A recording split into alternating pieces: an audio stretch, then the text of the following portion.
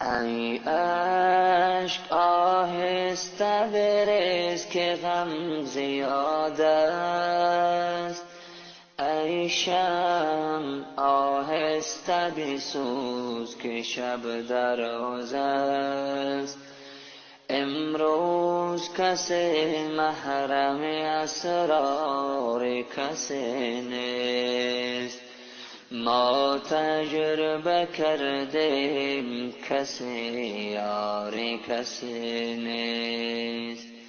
هر مرد شتردار اویسی قرنی نیست، هر شیشه گل رنگ عقیقی یمنی نیست.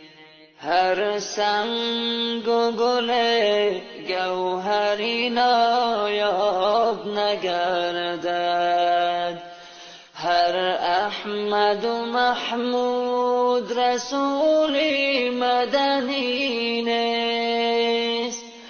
بر مرده دلان پند مده خویش نیازار، زیرا که ابوجهل مسلمان شدنی نیست.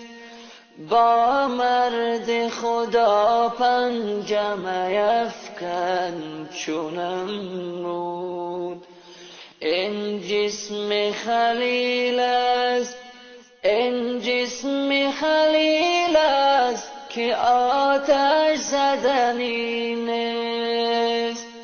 خشنود نشو دشمن اگر کرد محبت،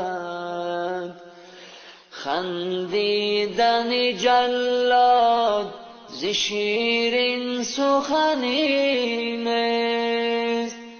خندیدن جلاد ز شیرین سخنی نیست.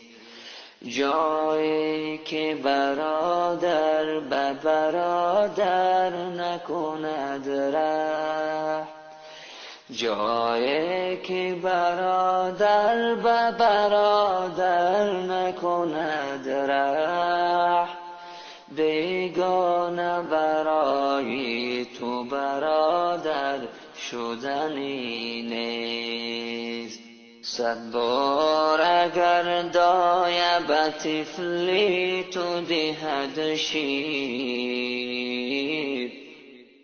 غافل مشو ای دوست که مادر شدنی نیست.